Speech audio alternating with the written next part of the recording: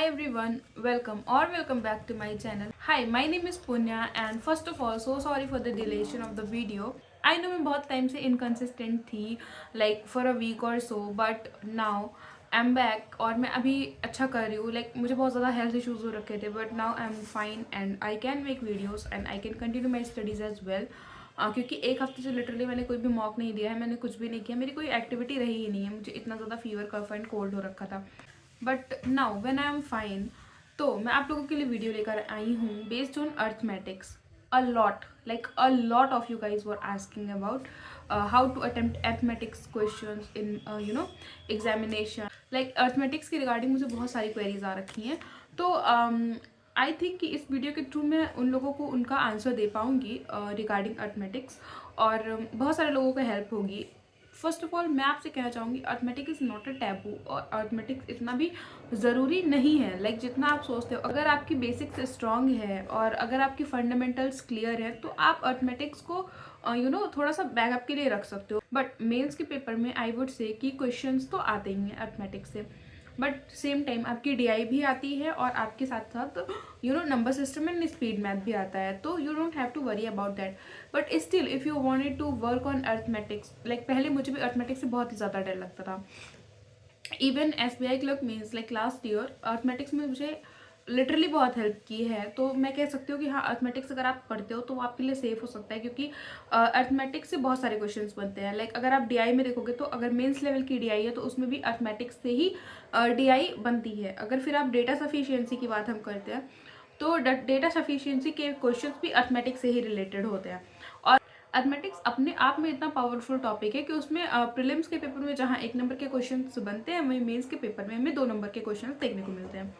तो उसको एकदम से स्किप करना इज़ नॉट गुड. हमें कुछ टॉपिक्स तो एटलीस्ट ऐसे क्लियर होने चाहिए जिसमें के क्वेश्चंस अगर आते हैं तो ऐसा ना हो कि हम उसको फेल कर दें. Now if we talk about कि हमें प्रैक्टिस कैसे करनी है, तो सबसे पहले तो मैं ये कहूँगी कि आप सेल्फ प्रैक्टिस करो. Like self study 100%. अगर आपका कोई भी एग्जाम क्लियर होने वाला है तो सिर्फ और सिर्फ सेल्फ स्टडी से आप जगह जगह पे जाके कोर्सेज परचेज करोगे, उसके वीडियोस देखोगे, मे बी वो आपको थोड़ा बहुत हेल्प कर दे जस्ट थोड़ा सा कॉन्सेप्ट क्लियर करने में बस. लेकिन प्रैक्टिस आपको खुद ही करनी पड़ेगी और 100% प्रैक्टिस आपको सेल्फ स्टडी से ही होने वाली है. क्योंकि क्या होता है कि अगर आप अर्थमेटिक्स को पूरा फॉर्मूले के साथ सॉल्व करने लग जाओगे तो it will B so long और उस पर आपकी बहुत ज़्यादा टाइम वेस्ट होने वाला है. इवन मुझे लगता है रेयरली ही कोई ऐसा टीचर होगा या ऐसा कोई मेंटोर होगा जो पूरा फॉर्मूला बेस्ड पढ़ाता हो. बताते सब लोग हैं, बट ये होता है कि at the time of practice वो आपको एक ईजी अप्रोच बताते हैं थ्रू टिप्स एंड ट्रिक्स. तो ट्रिक्स का यूज़ करके आप क्वेश्चंस को करने का सॉल्व करो, और आप 4 जगह वीडियो मत देखो, आप 1 से 2 सोर्सेज रखो, वीडियो सोर्सेज, उसको आप फॉलो करो और उसके अकॉर्डिंग आप अपने खुद के क्वेश्चंस करना शुरू करो. तो मैं तो ये कहूँगी कि कॉन्सेप्ट क्लियर के लिए आप वीडियो सोर्स को फॉलो करो, but for the practice you have to do it by your own. Now if you talk about कि हमें अर्थमेटिक्स के लिए अपनी स्पीड कैसे इन्हेंस करनी है या कैसे स्पीड को बढ़ाना है, तो first of all we need to learn the tables. मैं मजाक नहीं कर रही हूँ, ये छोटे बच्चों की चीज़ें लोग कहते हैं हो सकती है, but no, it will be helpful for you throughout your journey. Even after being something you will relate कि ये सारी चीज़ें छोटी छोटी हमें पढ़ाई जाती हैं from the very starting days of our schooling and everything. वो हमारे लिए लाइफ में आगे चल के बहुत ज़्यादा ही वो हो जाती हैं इंपॉर्टेंट एंड नेसेसरी, जो हमें मतलब छोटी छोटी जगहों पे मदद करती है. तो आपको टेबल लर्न होने चाहिए. Then second I would say कि आपको square and cube roots learn होने चाहिए. लाइक मेंसुरेशन के कई सारे टॉपिक है जिसमें आपके क्यूब रूट्स आते हैं. SICI में भी आपका बहुत ज़्यादा स्क्वायर एंड क्यूब का इफेक्ट पड़ता है. तो अगर आप कंटिन्यूसली प्रिपरेशन कर रहे होंगे तो आपको पता होगा कि हाँ, ये सारी चीज़ें बहुत नेसेसरी हैं. और अगर आपने अभी तक ये सब नहीं किया है तो इट्स हाई टाइम जग जाओ और ये सारी चीज़ें याद कर लो. लाइक एटलीस्ट 30 तक आपको क्यूब रूट्स याद होने चाहिए एंड 30 तक ही आपको स्क्वायर रूट्स भी याद होने चाहिए. अब हमको क्या होना है कि हमें परसेंटेज टू फ्रैक्शन वैल्यू और फ्रैक्शन टू परसेंटेज वैल्यू भी याद करनी है. मैं ऐसे इसलिए कह रही हूँ क्योंकि आपके कई सारे टॉपिक्स अर्थमेटिक्स के ऐसे हैं, जैसे रेशियो प्रपोर्शन है और आपका पार्टनरशिप है, एवरेज है. तो इन सब में कहीं ना कहीं बहुत ज़्यादा यूज़ होता है फ्रैक्शन वैल्यू का, परसेंटेज वैल्यू का. आपके प्रॉफिट एंड लॉस जो क्वेश्चन है, मतलब जिसमें से मुझे लगता है हर साल क्वेश्चन बनते हैं प्रॉफिट लॉस एंड डिस्काउंट पे. मैंने तो मतलब DI भी देख रखी है, मैं पास 2 साल से मेंस देते आ रही हूँ, तो मैंने बहुत सारी DIs देख रखी हैं जिसमें आपका आता है डिस्काउंट पे बेस्ड आता है. तो पूरा का पूरा आपको फ्रैक्शन याद होना चाहिए कि फटाफट से आप उसको सॉल्व कर पाओ. तो ये तो था कि मैं अपनी अर्थमेटिक्स की स्पीड को बूस्ट कैसे कर सकती हूँ। नाउ अर्थमेटिक्स के लिए क्या हमें पूरी की पूरी अर्थमेटिक्स पढ़ना ज़रूरी है? आई वुड से नो, हमें इम्पॉर्टेंट नहीं है। बट हाँ, हमें ये करना है कि हमें अपने सारे चैप्टर्स के कॉन्सेप्ट को क्लियर कर लेना है।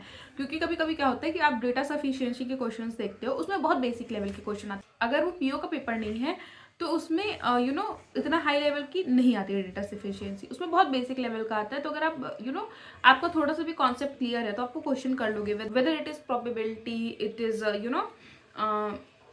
Mensuration question. तो आप अगर जो थोड़े से भी ट्रिकी क्वेश्चन है like boat and stream, train है, तो इन सब का अगर आपको बेसिक कॉन्सेप्ट क्लियर है तो आई थिंक आप डेटा सफिशिएंसी के क्वेश्चन बना लोगे। मैं नहीं कह रही हूँ आपको पूरा पूरा सॉल्व ही करना है, no, you don't have to solve everything. But हाँ, वो उसमें से आपको इतना तो एटलीस्ट क्लियर हो जाएगा कि हाँ, अगर ये डेटा है तो ही हमारे पास वो क्वेश्चन सॉल्व होगा, अदरवाइज नहीं सॉल्व होगा।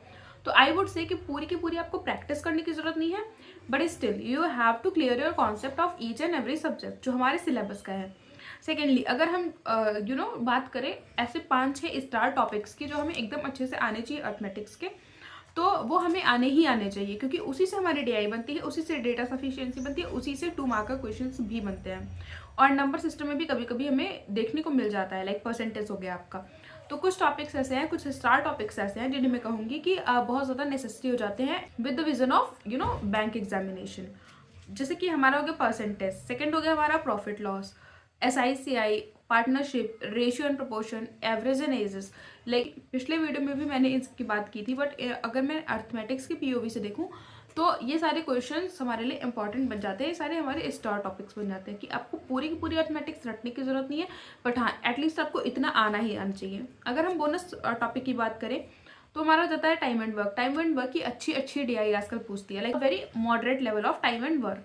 तो उसमें क्या है कि अगर आपका बेसिक कॉन्सेप्ट क्लियर है ना, तो आप उस क्वेश्चन को बना लोगे, आई गारंटी यू आप बना लोगे। क्योंकि थोड़ी सी प्रैक्टिस अगर आप कर लेते हो, थोड़ा सा अपने सेल्फ वर्क कर लेते हो, सेल्फ एनालाइज करके वो सारी चीज़ें कर लेते हो, तो वो आपके लिए बहुत ईजी हो जाता है। बट आई वुड प्रिफर कि पेपर में जाने के बाद आप बहुत ज़्यादा अर्थमेटिक्स पे ध्यान ना दो, क्योंकि मैं कहूँगी कि जितना आप उस एक क्वेश्चन को बनाने में टाइम लगा रहे हो, उतने में उससे लाइक 1 मिनट ज़्यादा में आप पूरी की पूरी DI क्रैक कर सकते हो। DI भी आपको पकड़नी है कि आपको कौन सी DI बनानी है। अगर मैं मेंस के पर्सपेक्टिव से बात करूँ तो कि आपको कौन सी DI बनानी है, अगर आपने बना लिया, उस DI को आपने पकड़ लिया, तो आपका पेपर एक अच्छे डायरेक्शन में जा सकता है। अभी लाइक 2-3 साल से कहूँ तो लोगों के अटेम्प्ट सिंगल डिजिट में जा रहे हैं, लाइक 10 के अंदर ही हो रहे हैं, लाइक 35-40 क्वेश्चन में से 10 के अंदर ही लोगों के अटेम्प्ट हो रहे हैं। Even in my IBPS PO mains examination मेरे भी कुछ यही 9 से 10 ही अटेम्प्ट थे मैथ्स के सेक्शन में। तो क्योंकि पेपर हालांकि इतना हाई आ रहा है, तो आपको अर्थमेटिक्स के क्वेश्चन कहीं ना कहीं थोड़ा बहुत हेल्प कर सकते हैं अगर आपकी DI क्रैक नहीं हो रही है तो। बट आई वुड प्रिफर कि आप पहले अपनी DI क्रैक करो। ठीक है, तो ये तो सारी बातें हो गई। अब हम बात करेंगे पढ़ना कहाँ से है, सोर्सेज के लिए। अगेन, अगर आपको कॉन्सेप्ट क्लियर करना है, like if you only have to clear your concept, then मैं कहूँगी कि आप अड्डा 24/7 से उसको पढ़ो। उनका बेसिक से लाइक 0 to Hero वाली सीरीज देख लो, या फिर ऐसा कुछ भी जिसमें वो थोड़ा सा अर्थमेटिक्स के टॉपिक को कवर करते हैं, वो वाले आप सेक्शंस को देख लो। सेकेंडली, अगर आपका थोड़ा सा भी है कि नहीं मुझे पेपर में अप्रोच करना है, लाइक पेपर में मुझे अच्छा करके आना है उस पर्टिकुलर टॉपिक पे, तो you have to follow Kaushik Mohanty sir. अगर आप कॉन्सेप्ट क्लियर है तो ही आप कौशिक मोहंती सर पे जाना, क्योंकि फिर आपको थोड़ा सा वो लगने लगेगा कि नहीं, अर्थमेटिक्स इज लाइक बहुत बड़ी चीज़। बट अर्थमेटिक्स कोई बहुत बड़ी चीज़ नहीं है, इट्स जस्ट दैट कि वो हमारे कंफर्ट जोन से थोड़ी सी बाहर है, क्योंकि वो चीज़ें पढ़े भी हमें टाइम हो गया है। We have studied in our like back in 5th class, 6th, 7th, 8th, like we can say that. तो हमारा जो थोड़ा सा बार जो क्रिएट हो गया है, उसको हमें कैसे फिल करना है, उस गैप को कैसे फिल करना है, उसके लिए आप NCERT पढ़ सकते हो if you have time.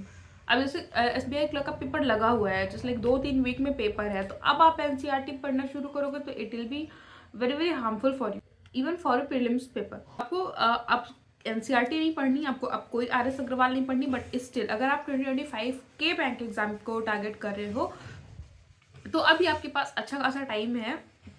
Sorry, मेरी वॉइस ब्रेक हो रही है due to as I said cold cough. हाँ, तो हम बात कर रहे थे कि अगर आप 2025 के पेपर को टारगेट कर रहे हो तो आप अभी से NCERT सॉल्व कर सकते हो, 10th क्लास की RS अग्रवाल आई मस्त है, एंड आप कर सकते हो लाइक कोई भी बेसिक टू एडवांस का कोर्स। तो आपको एथमेटिक्स में हेल्प मिलेगी। बट अगर आप स्पेसिफिकली ये दोनों पेपर को टारगेट कर रहे हो, like SBI clerk and SBI PO, तो आप एकदम से NCERT एंड RS अग्रवाल नहीं कर सकते हो। You have to follow some video sources. मैं कहूँगी प्रीलिम्स में आप अर्थमेटिक्स स्किप कर दो, क्योंकि कट ऑफ क्लियर करने के लिए जो आपके पास टॉपिक्स है वो मोर देन एनफ है। 5 क्वेश्चंस आपके सिंप्लीफिकेशन से आने वाले हैं, 5 से 10 क्वेश्चन। अप्रॉक्सीमेशन आता है आपका आता है wrong and missing number series, आपकी आती है क्वाड्रेटिक इक्वेशन। तो आप उस टॉपिक से ज़्यादा निकालो, लाइक दो DI आपको देखने को मिल जाती है, तो आप DI से क्वेश्चंस निकालो। अर्थमेटिक्स पे स्विच मत करो इन प्रीलिम्स पेपर।